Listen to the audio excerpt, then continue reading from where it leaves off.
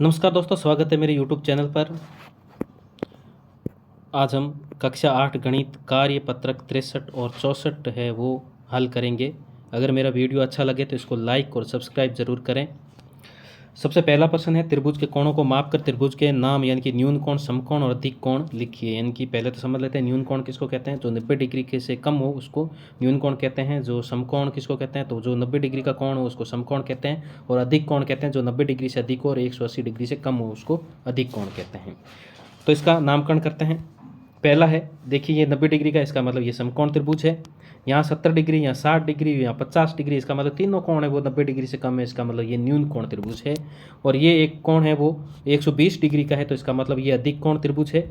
और यहाँ है वो 60 डिग्री का, ये भी 60 डिग्री का, तो ये भी 60 का होगा, तो इसका मतलब ये न्यून कोण त्रिभुज है। ये भी 60, ये भी 60, ये भी 60, ये भी न्यून कोण त्रिभुज। ये 90 डिग्री का, इसका मतलब ये समकोण त्रिभुज हो जाएगा।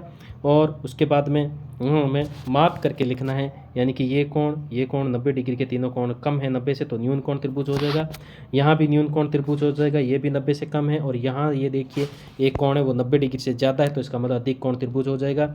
और नेक्स्ट है, यहाँ भी ये 60 डिग्री के कोण हो जाएंगे, तो इसका मतलब न्यून कोण हो जाएगा। यहाँ भी 60 डिग्री 90 डिग्री से कम है तीनों कोण, तो इसका मतलब न्यून कोण त्रिभुज हो जाएगा। यहाँ ये 90 डिग्री से ज़्यादा है एक कोण, तो इसको अधिक कोण त्रिभुज कहेंगे। इस प्रकार से इसको नामकरण करना है। नेक्स्ट है कार्यपत्रक 64।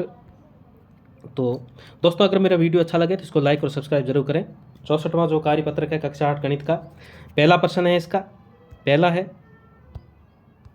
दिए गए त्रिभुज में भुजाओं के आधार पर उसके प्रकार बताइए, यानी कि भुजाओं के आधार पर बताना है। तो यहाँ इस त्रिभुज में 4 सेंटीमीटर, 5 सेंटीमीटर, 3 सेंटीमीटर, इसका मतलब तीनों भुजाएं अलग अलग है, तो इसका मतलब हो जाएगा विषम बाहु त्रिभुज।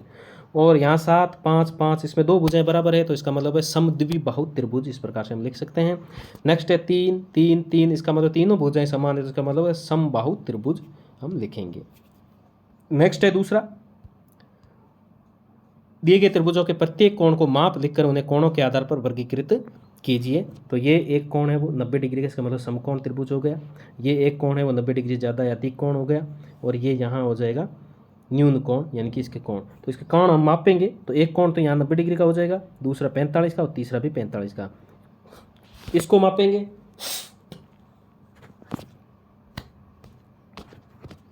इसको मापेंगे, तो ये कोण है वो 120 डिग्री का, ये दूसरा कोण 30 डिग्री का, ये भी 30 डिग्री का हो जाएगा, तो ये अधिक कोण हो जाएगा। फिर उसके बाद में इसको मापेंगे न्यून कोण त्रिभुज को, तो इसका हो जाएगा, तीनों कोण है वो 60 डिग्री के हैं, तो ये न्यून कोण त्रिभुज कहलाएगा। नेक्स्ट है तीसरा प्रश्न, नीचे दिए गए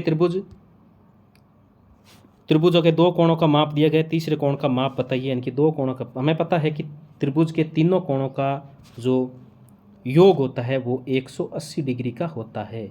तो हमें दो कोणों का माप दिया गया है, तो दो कोणों को जोड़ करके हम 180 में से अगर घटाएंगे तो हमारे पास में तीसरे कोण का माप आ जाएगा। तो यहाँ 90 और 160 तो हमें दिया हुआ है, तो इसमें से हम घटा लेंगे। 90 और 60 है वो दिया हुआ है, तो 180 में से घटा लेंगे, तो 90 और 60 हो जाएगा 150, और 150 हो जाएगा, तो फिर हम 150 है वो 180 में से घटाएंगे, तो ये 30 डिग्री का कोण यहाँ आ जाएगा, ये 30 डिग्री का हो जाएगा। नेक्स्ट है, यहाँ 100 डिग्री का है, यहाँ 40 डिग्री का है, तो 140 तो ये हो गए, तो 80 में से 140 घटाएंगे तो पीछे 40 डिग्री बच जाएगा, ये हो जाएगा।